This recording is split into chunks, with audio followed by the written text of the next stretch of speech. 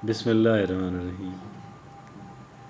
The magic of thinking big, the magic of thinking big, ایک بڑی بہترین کتاب ہے اور مصنف کا نام اس وقت میں یاد نہیں کر پا رہا۔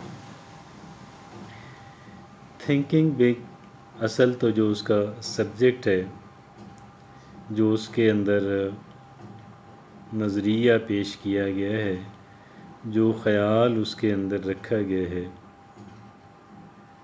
وہ بہت اہمیت کا حامل ہے۔ And that is thinking big, think big. ویسے اسمال تھنکنگ کی میں آپ کے سامنے ایک ایگزامپل پھر ایک اور ایگزامپل رکھتا ہوں، دونوں انٹرسٹنگ ہیں۔ ایک صاحب کپڑے کی لائن سے وابستہ تھے، فیصل آباد شہر کے۔ وہ سیلز مین کی حیثیت سے، کسی کے امپلائی کی حیثیت سے کئی ایک چھوٹے شہروں اور قصبوں میں اگراہی پہ جاتے تھے۔ جن چھوٹے شہروں میں وہ اگراہیوں وغیرہ پہ جاتے تھے، ان میں سے ایک کے اندر وہ منتقل ہو گئے، ملازمت چھوڑ دی، اور وہاں پہ کپڑے کا کاروبار جو ہے سیلف امپلائمنٹ ٹائپ انہوں نے سٹارٹ کی۔ کہتے ہیں میرا 200 روپے دہاڑی کا میرا ہدف تھا، میرا ٹارگٹ تھا۔ یہ کہیں 1990 کی بات ہے۔ فیصل آباد سے میں کپڑے خود لاؤں گا، ملازم کی حیثیت سے نہیں، بلکہ کوئی کانٹریکٹ یا ٹھیکہ، یا ایک طرف سے پروڈکٹ اٹھائی دوسری طرف ڈیلیور کر دی، اس طرح کا۔ کہتے ہیں جی میں نے 200 روپے دہاڑی کا ٹارگٹ رکھا۔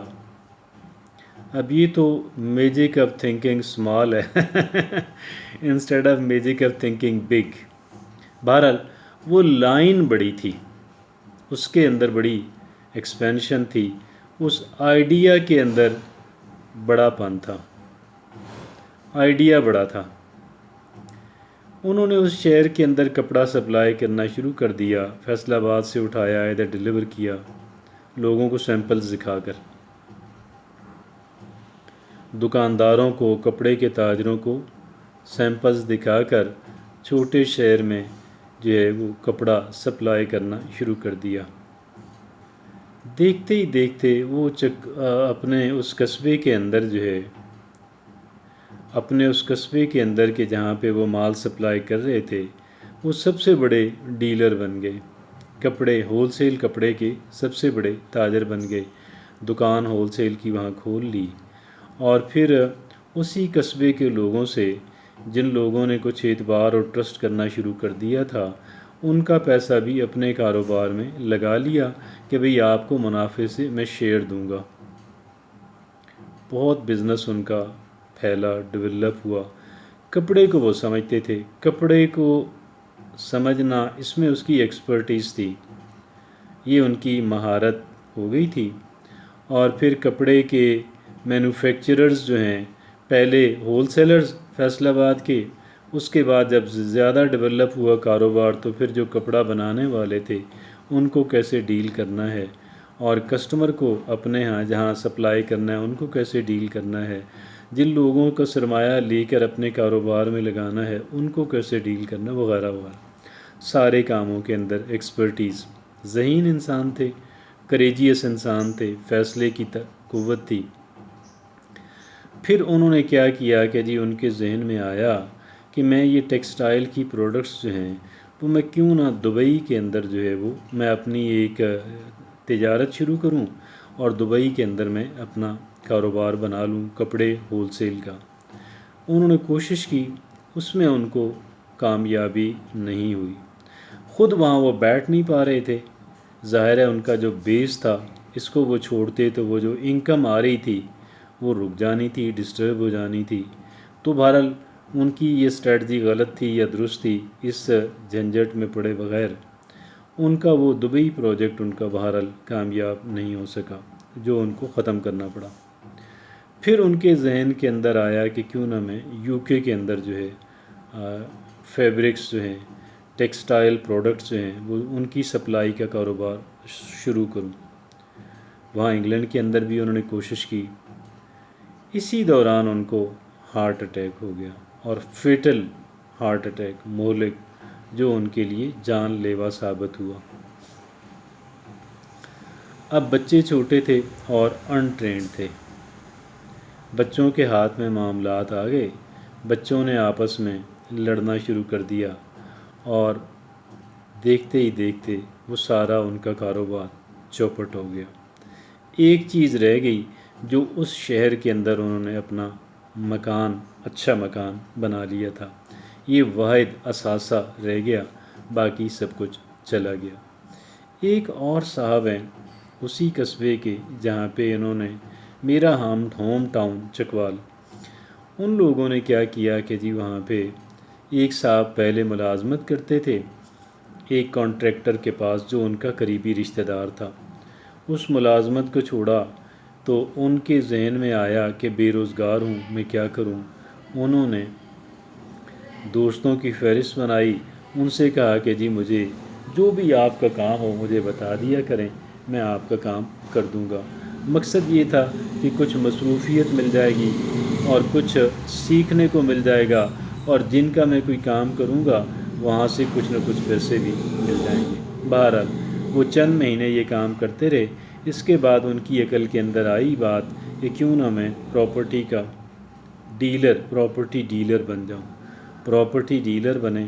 میں نے جب ان کو دیکھا، ابتدائی طور پہ کپڑے ان کے گھسے ہوئے تھے، جو شلوار قمیض انہوں نے پہنا ہوا تھا وہ گھسا ہوا تھا۔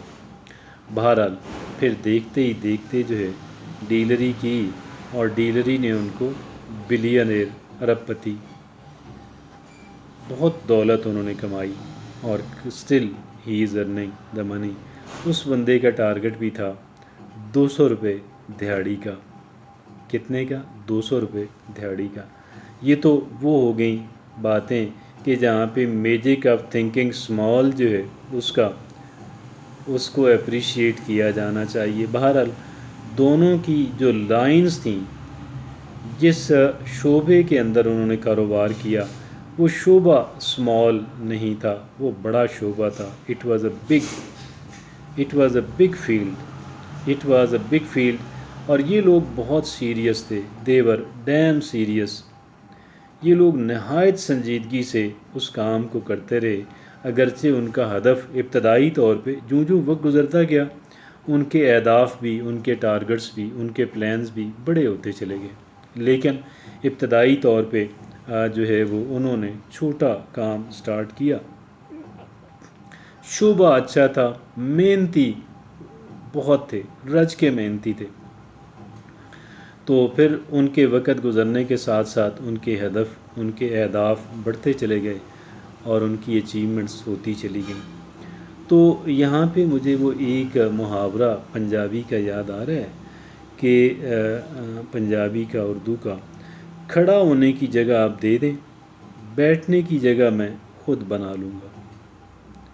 کھڑا ہونے کی جگہ جو ہے، اتنی سپیس آپ کہیں تلاش کر لیں، یعنی 200 دہاڑی والا کام جو ہے وہ آپ تلاش کر لیں، اور پھر اس کا کام آپ کا یہ ہونا چاہیے کہ جوں آپ کی صلاحیت بڑھتی ہے، آپ کا اعتماد بڑھتا ہے، آپ کے اندر سکلز آتی ہیں، آپ کا ہورائزن براڈ ہوتا ہے، اسی طرح آپ اپنے اہداف جو ہیں، اپنے ٹارگٹس جو ہیں، ان کو آپ بڑھاتے چلے جائیں، بڑا کرتے چلے جائیں، اور پھر بھی بہت سیریس ہو کے، ڈیم سیریس ہو کے آپ کام کریں، انشاءاللہ اللہ آپ کو سکسیس دے گا۔ جزاک اللہ۔